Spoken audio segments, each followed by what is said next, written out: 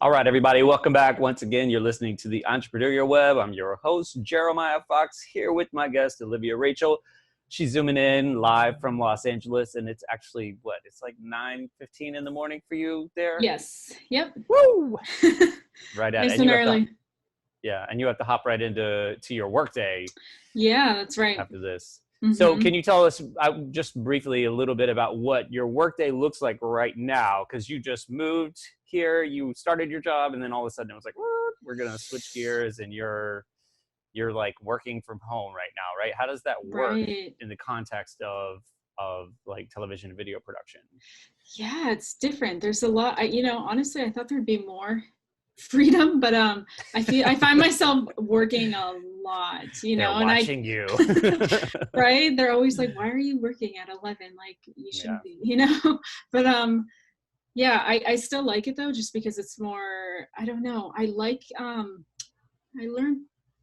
realized this about myself. I'm very like sensitive to environments. I like kind of controlling my own environment. So it's cool that I can just work from the comfort of my own home, or like if I wanted to travel, if I could at this time, it'd be cool to be able to work and, do that. Remotely, I like flexibility and freedom. Yeah, that's like something I really value. So with film, I felt you're just like trapped in a studio, or like overnight shoot. And that was one of the things I was trying to pull out of you with the digital side versus, because it's much more, the schedule is much more liberal, right? And you can do things on the fly. A lot of it is like street scenes, and it's just like your world and what's happening, right? Versus this very curated kind of scenario where when you're on film and television, when you're working digital, it's just like there are no rules. We do what we want. Right. And then if you have other things going on, like other side hustles, you can, it's just way easier to manage and balance everything. Whereas with film, you're working 12, 14, 16-hour days on set. So when you go home or on weekends, they call them fratter days in the industry, because your Friday turns into a Saturday. Yeah. So I like this just because it gives me more of my time. It sounds like the restaurant industry. Oh, yeah. Yep. Similar. I've been working 8-day weeks for like 10 years. Wow. But that's so cool that you can just shoot something like this, wherever as well. And it gives you that flexibility too. So. Well, the crazy part, again, I just got catapulted into this. I was not involved in anything digital, anything in terms of film. I mean, I was a music guy, but we were analog. I mean, I first learned to record on literally like reel to reel. And then I got into the food industry. So this is all like kind of brand new for me, and the timing couldn't have been better. I mean, literally when this all went down, I was maybe 6 months into playing with this and just being like, I don't know, let's see what happens. And it was like, snap. Oh, now it's necessary, So that's a great segue, because I wanted you to talk about that in the context of what's happening in your world, but also in terms of, social media and digital marketing, which seems to be something that you kind of have on the back burner. It's certainly something I'm very interested in as well. So the shutdown of everything, what were the biggest changes that it did to your job, like your 9 to 5, your 9 to 11? What were the biggest changes?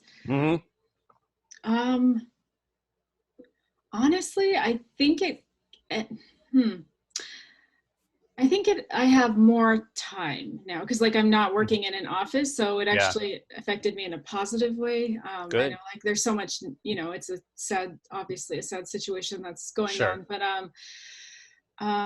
personally, it's just given me more time, because now I don't have commute, I don't have commute time. I don't, I just, when I take like breaks and stuff like that, I can just work on my own thing. So I'm kind of taking advantage of that. Do a radio show, just like do a pop-up radio. Literally. I have like my work computer right next to me. It's funny. Just keep it. Great. That's awesome. And then in terms of your forecast for being able to execute on something like a digital media company going forward, what do you see? I mean, you seem to be a good finder. You just based off of what I've read, through your bio and some of your posts, like you've traveled a lot, you've been around. You have a lot of confidence. It came up the other day. You're not afraid. I love it. You were just like, why are people so fucking scared of this shit? And like, I encounter that all the time because I just like, I'm the type of person, someone's like, hey, you want to try this business? I'm like, yeah, fuck it, let's go, you know, and like, just throw money at it and not worry about it. People are like, That's you're crazy. amazing. Like, whatever, you know, but it's the same thing. It's just like hopping in your car and driving across country by yourself and just be like, I'm going to move to LA and just figure this out. It was the same when I moved to New York, you know, whatever, 20 years ago. Yeah. It was just like, I'm going to go. And people were like, you're nuts. And I was like, yeah, bye-bye. Not everybody's built that way. So you seem to be somebody, one, that's just confident, but you're also, you're looking for the good. You're looking for opportunity. Not, it doesn't seem like it's somebody else's detriment. Obviously this is a terrible situation and a lot of people will suffer. I think two things about this situation. One, that a lot of shitty businesses are going to go away. Like basically if you were just like a bad person, bye-bye, Yes. don't want to see it anymore. And you're not going to service back because it was too much work to be just a bad person. You probably weren't providing a good service. The unfortunate part is too, that it's going to take some good businesses. And obviously we've lost lives of good people as well. But there is some sort of opportunity there. And you seem to be somebody that's like, I'm going to find that. I'm going to just like, not to exploit, but just like, what else are we going to do? Sit here and scratch our heads? So what do you see as some potential opportunities on the digital marketing front, you know, in particular, you know, using video to communicate in the near future? What are some opportunities you're hoping to come up, especially for your own, you know, your own endeavor? I think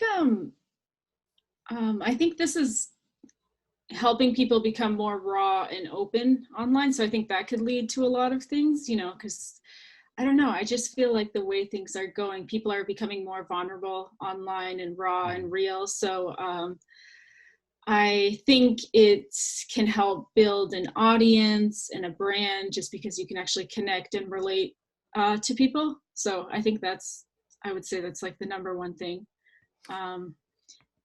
Is that kind of the premise of what you hope to build your media company around, is helping people communicate their message in that really raw, kind of vulnerable format? No, actually. Oh, Yeah. so do tell. Yeah. Do tell. I'm curious. Because again, this is Yeah. something I'm interested in, and I'm trying to figure out like what other people, what to do, what not to do, so on and so forth. Right. Yeah. What's kind of your angle in terms of your digital media aspirations? Right. I'm like a very aesthetic person, which I hate, because then that like causes you to be a perfectionist at the same time. But I'm like, that's okay. Like that's who you are. So, okay, cool. You like simplicity, and you kind of like, you know, I don't know. I am actually going into luxury branding. So Oh, okay. I like, yeah. So different than that. Yeah. So that's kind of where, yeah, that's one of my passions too. I just like, I like that world in terms, like from a marketing perspective. No, that's great. I mean, you have to have something. So that makes this question even more interesting, because a lot of those brands they've got a big strain put on them right now, because people are like, am I going to have a job? Am I going to have money? Can I pay my mortgage? Can I pay my rent? So how does a luxury brand fit into the current landscape? And what does marketing, like, what are some of the brands that you would, if you had your choice right now to like market a brand, who, like, name a couple that you would be like, this is who I wanted. Like a dream brand. Ooh. Yeah. Well, I've worked with, I've done luxury marketing before, and I've worked with small up and coming little brands that, like, you know, Jord watches and T-Mine, stuff like that are going that road. I mean, there's dream brands like anything under the LVMH umbrella, right? Like Louis Vuitton, Moet Hennessy. Right. There's a ton over there, but I think for me that I'm not really, you know, looking to go in that direction right away, but like, yeah, I like finding small up and coming startups and stuff like that, and just, yeah, marketing. So that's where you would make your focus initially, would be like I don't know what it's like in LA, but around here, they're just like, everybody makes everything. And a lot of them do it on the luxury side. You know, there's just like so many little, like, there's a lot of manufacturing that's happening here, a lot of abandoned industrial spaces that became something else, and now they're going back to industrial, but in this kind of luxury brand sense. So you would seek out some brands like that you found some kind of alignment with, and you would want to work Yes. on their And digital promotions.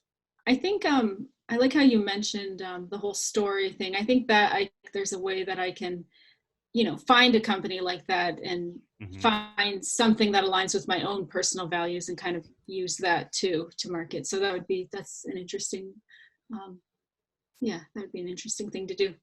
Right. I mean, sure. I think it's important, especially is the premise of the media company specifically digital marketing, like through social media? Yep.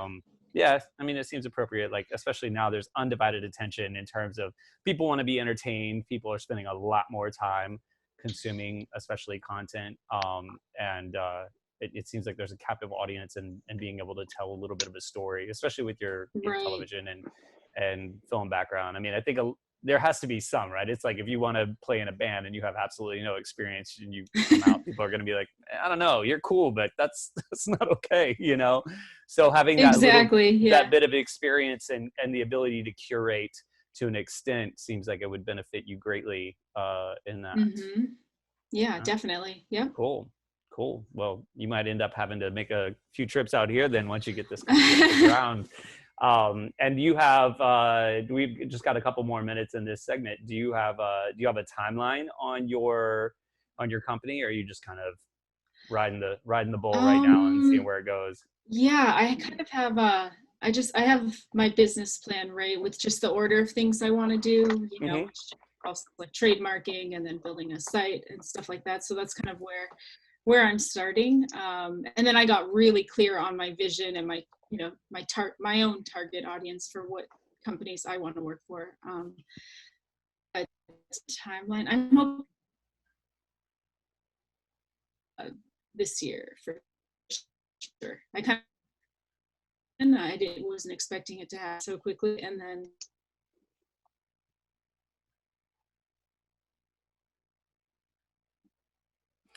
Sorry, I lost you for a second there again. You still there?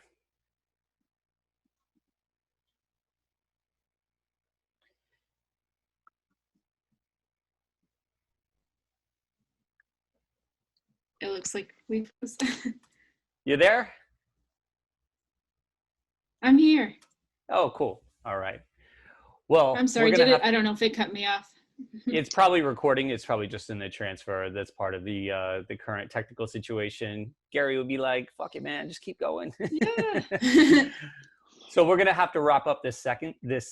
I really appreciate you coming on. Thank you for sharing and